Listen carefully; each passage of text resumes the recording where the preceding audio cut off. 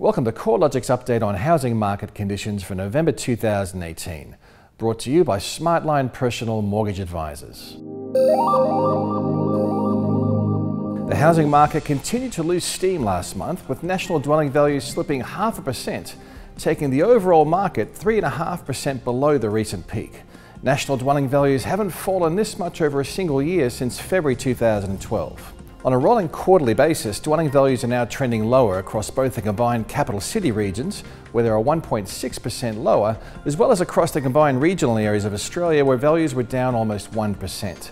With such broad-based weakness in housing market conditions, it's clear that tighter credit availability is acting as a drag on housing demand and impacting adversely on the performance of housing values across most areas of the country. The weakest conditions continue to be felt across Australia's two largest cities, where investment buyers have been the most concentrated, where supply additions have been the highest, and also where housing affordability is the most stretched. Sydney dwelling values were down 7.4% over the past 12 months, and Melbourne values are 4.7% lower over the same period. Values also declined in Perth and Darwin. However, the downturn in these two cities has been ongoing since mid-2014, with values falling 3.3% and 2.9% respectively over the past 12 months. Although dwelling values are rising on an annual basis across the remaining cities, the pace of growth has eased relative to a year ago. The regional housing markets of Australia have also returned to diverse performance, with regional Tasmania standing out as the only broad region nationally where dwelling values are recording double-digit growth, up 11.4%. Both Hobart and regional Tasmania continue to record strong housing market conditions, driven by robust housing demand coupled with a shortage of supply. Regional Victoria is also showing strong growth conditions as demand continues to ripple outwards from Melbourne towards the more affordable cities peripheral to the city's metropolitan area.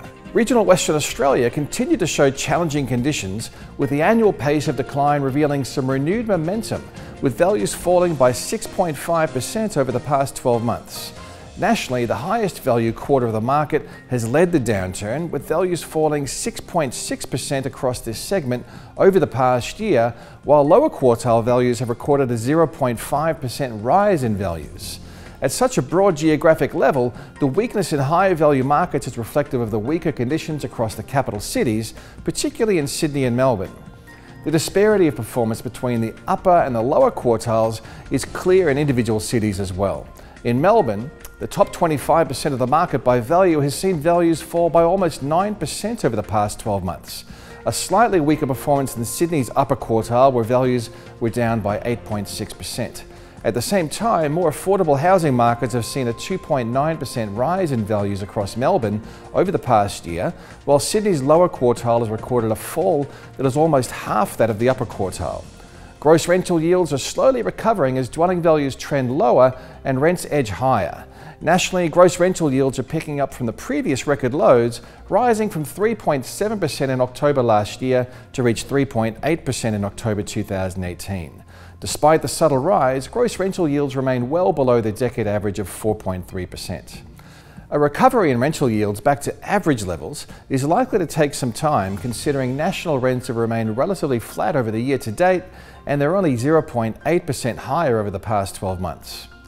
Rental yields reached record lows in late 2017 due to values consistently rising at a much faster pace than rents through the growth phase. Rental yields were compressed more significantly in Sydney and Melbourne, reaching record low readings of 3% and 3.1% respectively in 2017.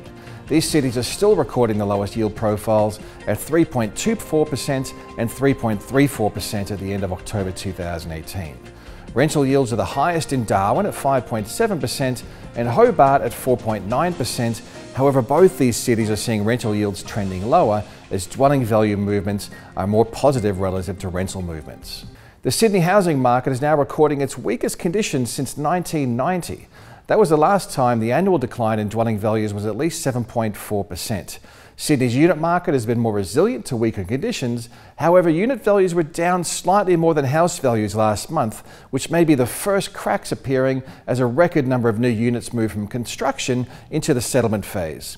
With first home buyers still relatively active across the Sydney market, we have seen relatively stronger housing market conditions across the lower quarter of the Sydney's housing values as demand shifts towards the more affordable price points. Melbourne's housing market was the weakest performing capital city over the past 3 months, with dwelling values falling 2.1%. The upper quarter of Melbourne's housing market, which includes those dwellings valued over $920,000, has felt the brunt of the downturn. Top quartile properties have recorded a decline of 8.9% over the past 12 months, while the most affordable quarter of the market has actually recorded a 2.9% rise in values. As Melbourne dwelling values trend lower, rental rates are recording a modest rise, which is supporting a gradual improvement in gross rental yields. Despite the improved rental return, yields still need to rise a long way before they're close to their long-term average of 3.75%. Brisbane's housing market is holding reasonably firm, with dwelling values unchanged over the month and only 0.3% higher over the year to date. House values are the primary driver of the steady conditions, helping to offset an improving but still negative annual change in the unit market. Brisbane unit values remain 11.2% below the previous record high, recorded back in 2010. However, with supply levels moving back towards balance and rising demand, we may start to see this sector showing a consistent improvement. Housing values in Brisbane remain $342,000 lower relative to Sydney and $173,000 lower relative to Melbourne. This comparative affordability is likely to be a key factor attracting more migrants into the Brisbane region. Adelaide dwelling values edged 0.2% higher over the month to be 1.8% higher over the past 12 months. While the rate of capital gains is relatively low, it's the third highest amongst the capital cities. Based on the median value, Adelaide housing now has the lowest entry point of any capital city, which is likely to be an important factor keeping capital gains in positive territory. There isn't a great deal of difference between the performance of Adelaide houses relative to the unit sector, with both property types recording a rise of 1.7% to 1.8% over the past 12 months. The downturn that's been long running across the Perth housing market seems to have caught a second wind, with values down 2% over the past 3 months to be 3.3% lower over the year. The weakening conditions are concentrated across the most affordable end of the Perth market, with the lower quartile of dwelling values falling 5.2% over the past 12 months, compared with a 1.6% decline across the upper quartile. Since peaking in mid-2014, Perth dwelling values have fallen by a cumulative 14.2%. Hobart's housing market has recorded a 9.7% rise in dwelling values over the past 12 months, and values were 1.2% higher over the most recent 3-month period. Although the rate of capital gains is substantially higher than any other capital city, the market has clearly started to lose some momentum. The annual pace of capital gains peaked at 13.2% in March earlier this year and has been winding down since that time. With migration remaining strong and housing undersupplied, we expect values will continue to show a modest upwards trajectory over the remainder of the year. Darwin's housing market is finally showing some signs of moving through its trough.